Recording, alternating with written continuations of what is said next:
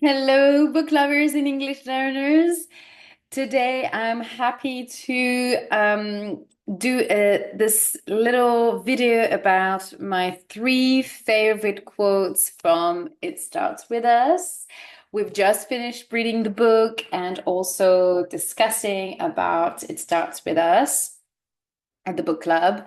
And I just wanted to share the three quotes that stood out for me in this novel.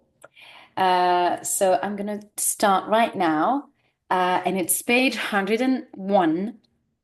And the quote here is about um, Lily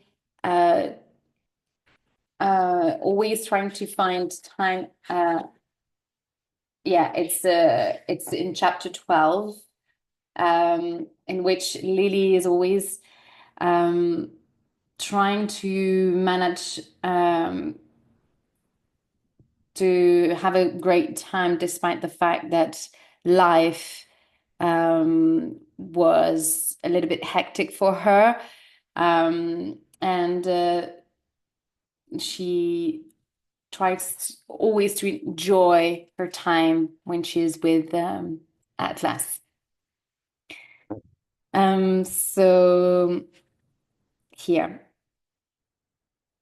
it was a low point in both of our lives, but being with him was still somehow the highlight of my teenage years. I guess fun is the perfect way to describe what we made of it. And if we somehow had fun together at such a low point in both of our lives, it makes me wonder what we could be like at our highest. So here's she reflecting on the way they both of them, well, Atlas and Lily, always managed to have fun despite the struggle, whether they were as teenagers or now with this new situation with her being divorced from Ryle and having to navigate the custody arrangement with Emerson and to share the custody with Ryle. So I find that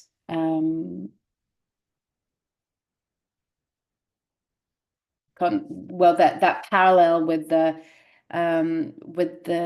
this idea of low and high, and and the way it is written is really beautiful, and also gives so much hope for the future for both of them. Now the second quote is page 111.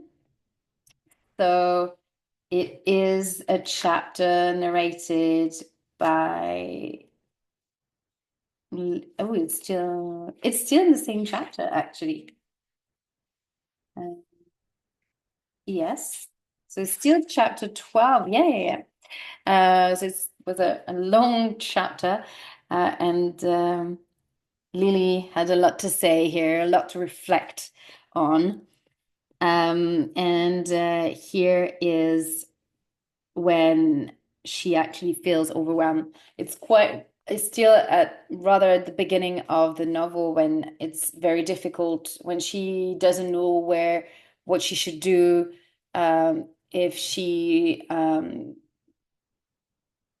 there is, on one hand, she really wants to experience this second chance that she has with um, Atlas, but on the other hand, she is worried about Ryle and how he's going to react. She's so concerned about Ryle and his reaction, then that it almost spoils all the fun or all the good time that she wants to have or she's having with the Atlas. I need a moment to collect my emotions before being near my daughter. So I sit on the floor of the hallway to cry it out. I like to shed tears in private. Happens quite regularly, unfortunately, but I've been finding myself getting overwhelmed a lot. Divorce is overwhelming. Being a single mother is overwhelming. Running a business is overwhelming. Dealing with an ex-husband who still cares or still scares you is overwhelming. So this repetition of overwhelming, um, a couple times here in this passage really depicts the state of mind she's in that passage in the novel, and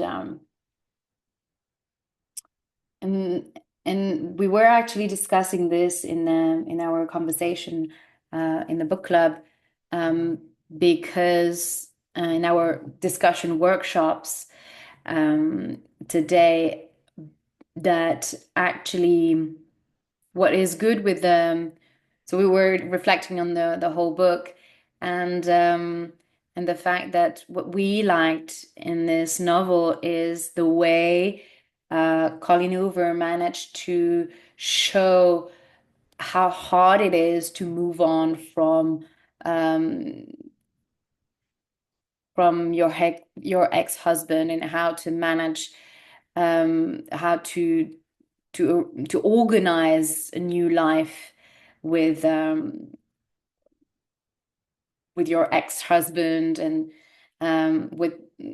with someone that you loved, and now you how to navigate this kind of new way of living, and how to new way of organizing life, and how hard it is, especially when you're a single mother and when you're running a business, and and especially when your ex-husband is difficult, when the divorce has been a difficult and painful experience, and and still is. So at this point, Riley is very she's been arguing with him on the rooftop, and she just collapse, and because he is not cooperative.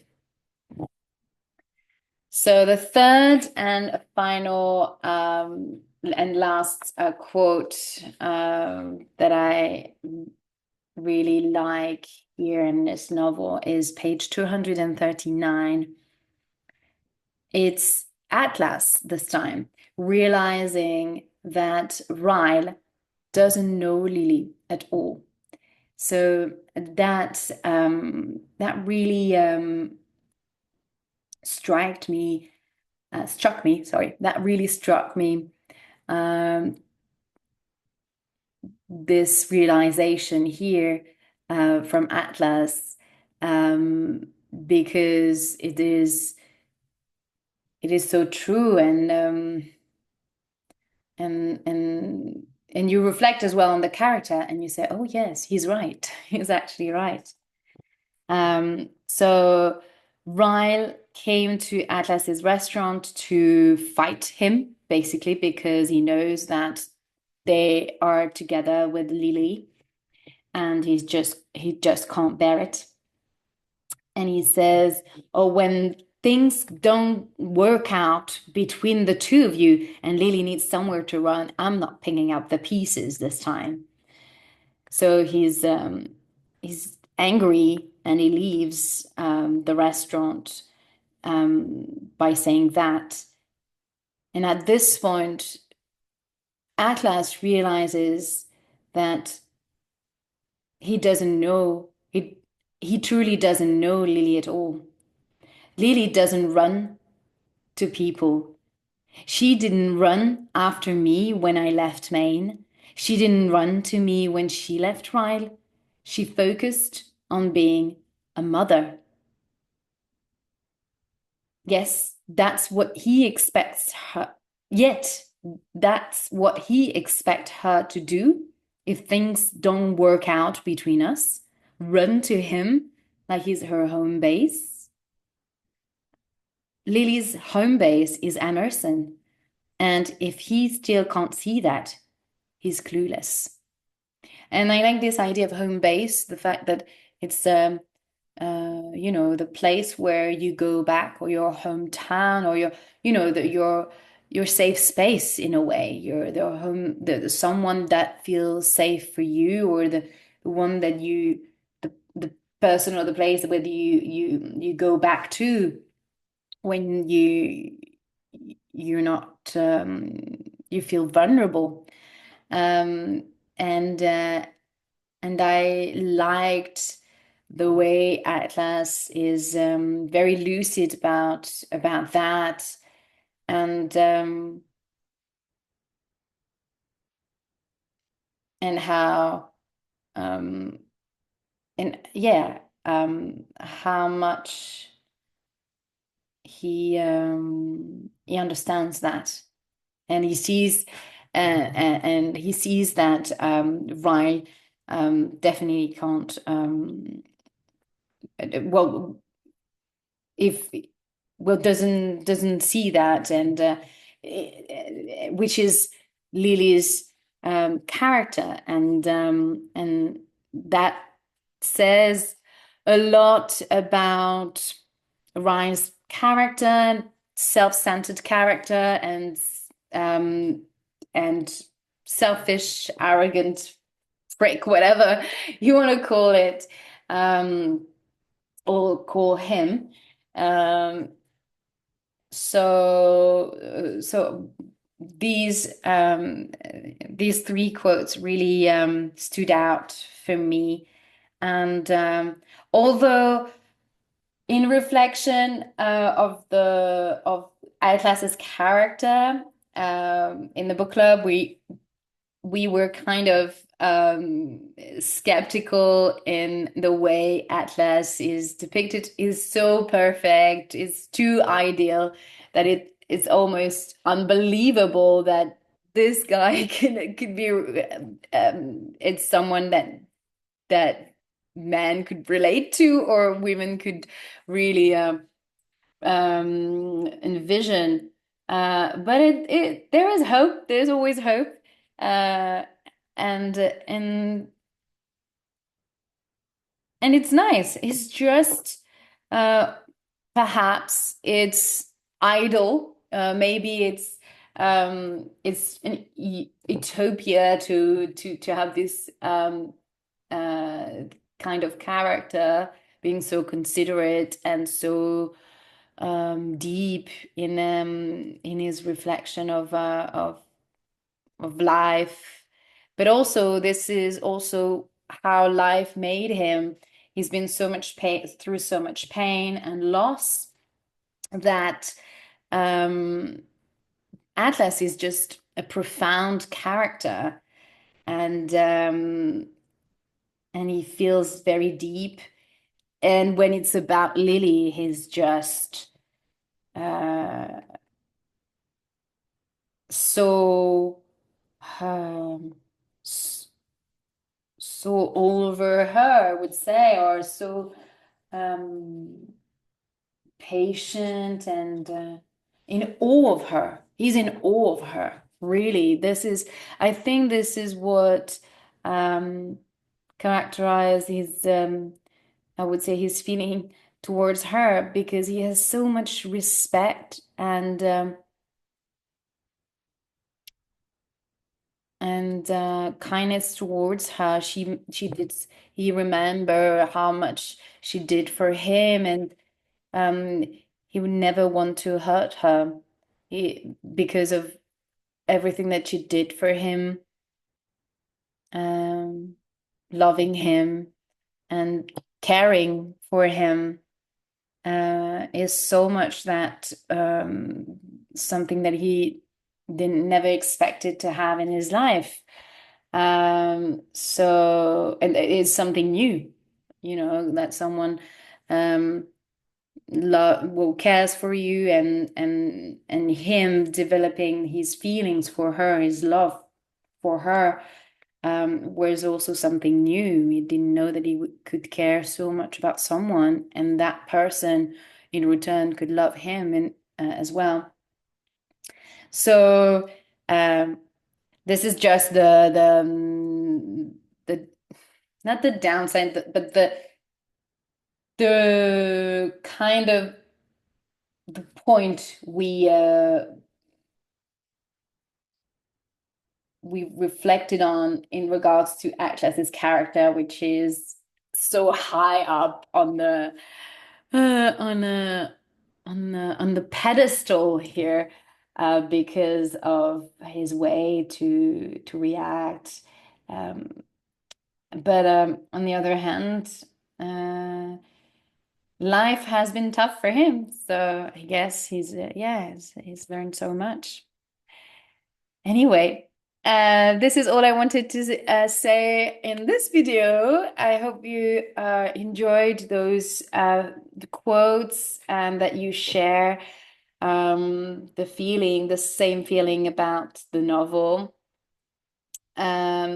And if you have any other suggestion, leave me a comment here. Let me know what's your favorite quote in the book. I'd love to know uh, how which passage you enjoyed in that book, or which one you really resonated with you. I'd love to know that as well. So I wish you a beautiful end of the day, and thank you so much for watching this video. And of course, if you want to share the video and spread the word about Ludus Book Club, then I'll be even happier. Thank you so much. Have a nice day. Bye.